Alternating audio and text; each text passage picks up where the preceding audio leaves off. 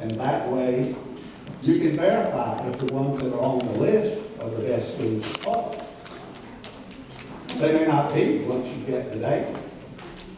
But you just said just a moment ago that you were waiting for a response. So you said it was from the board and superintendent that you were waiting on a In terms of response? the original proposal, including the consolidation of good and state intermediate, and even this school has an option. It's an option only. Definitely. Hey.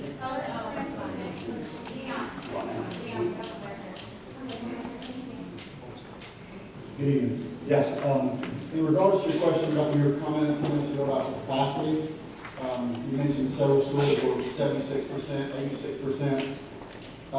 What are our future projections for capacity? For example, I've got two young girls, one that's just started this school, one that will be starting this school next year. So how do you know that the decisions that you're making today are going to be the right decisions for what needs to take place next year when you've got a new group of students coming through? How do we know that we're addressing that correctly, and how can you assure us that that you're looking at good numbers, you've got actual data of what our real needs are going to be in the future? Because obviously our county has built schools historically. We've got a school, as I understand, may or may not be open yet, but so how would you address that? We have a study that was conducted last year by the University of Georgia that shows that we will continue to lose population for the next 7 or 8 years.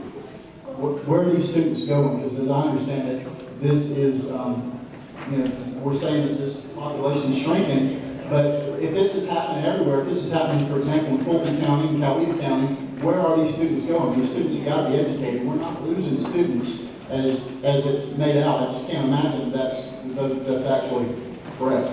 The biggest problem that we have is if you will go and look at the Daily News every Thursday, there are hundreds and hundreds of foreclosures in this county.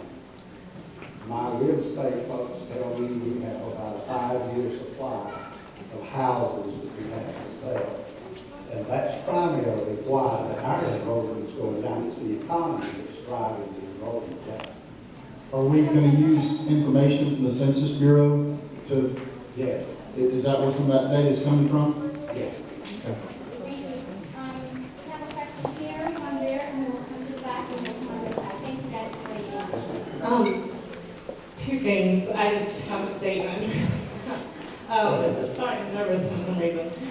But as far as our projected analysis goes, I mean, like he said, I'm going to have children coming up in school.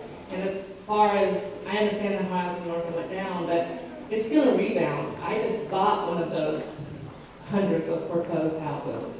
And I'm sure and honestly, looking for a house was so hard because they were gone before we could even buy them. So I don't know about the realtor saying we have, that many houses. All I can tell you is what the That wasn't really helpful. That was just my point of it. But I guess I'm just still a little unclear, and I don't mean to beat a dead horse.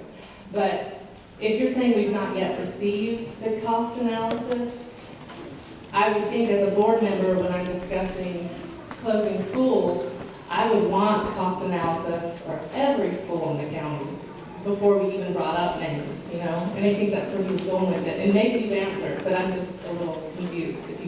Could you just clear up why every school isn't looked at first before, That is a question that I cannot answer. Okay. As a board member, that's a question that you can return to the administration. Okay, thanks. And I'm not trying to duck you, okay? Thanks. We're going to go, just to manage everyone's expectations. We have one concerned citizen here, 2 PTO citizens concerned here, and then 1 in the back. My question on each proposal, y'all are opening a brand new school, Rivers, that's been sitting empty. So we're going to choose to take our funds and supply computers, books, new things for this school. why couldn't those kids at Hood Avenue and Fayette Intermediate just be introduced into the schools that are already there?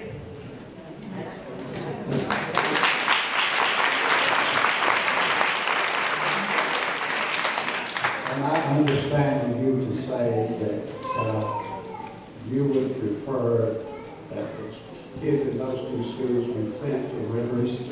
No, I'm saying No, I'm that, asking that. no, we're opening a brand new, each proposal says they're gonna open Rivers. That means you have to put the money into computers, books, all the already new there. equipment that goes into a new It's school. already there. When consolidating those two schools and spreading them out and dispersing the lines would make much more sense. Turn to the last page. The next page on that. I think that gives you the answer. So that out of the proposals, that's the only one that hasn't, said that they're gonna open a brand new school, which makes absolutely no sense financially.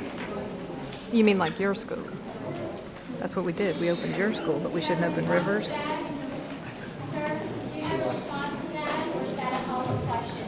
I'm not sure on that. The question is, how we can use money to open a brand new school? To consolidate two instead, you have all That's these just ridiculous. schools that are not at capacity, why not just redo the lines?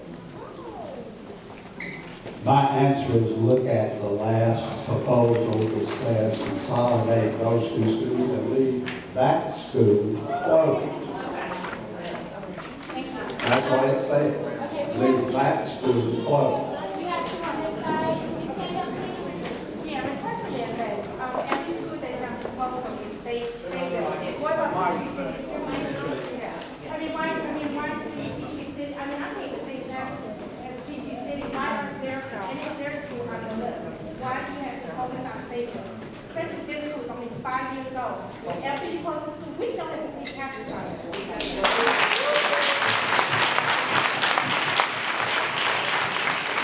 That is a question that you need to address to the superintendent and the administration. That's what the commission is. And before you start doing that, my concern has been voiced. Why 3 schools in this state? Exactly. I can't make time because of the school. But if you guys keep closing the school, my child education is going to go down. So what's the sense of me staying here if the school is over that? And I'm getting a lot of money to live in this town. Well, let me say this to all of you. No school is on a list as a suggestion or anything else is there because it is a good quality school. We don't have good quality schools in this town. All of our schools make a right. All of our kids who want to go off to college or work or whatever, they're quite successful with it. So any school that winds up being closed, it's not going to be because they are a good school. It's because that's, to me, it should be because that is the school that's most financially viable to be closed. And that's where I'm coming from. Is,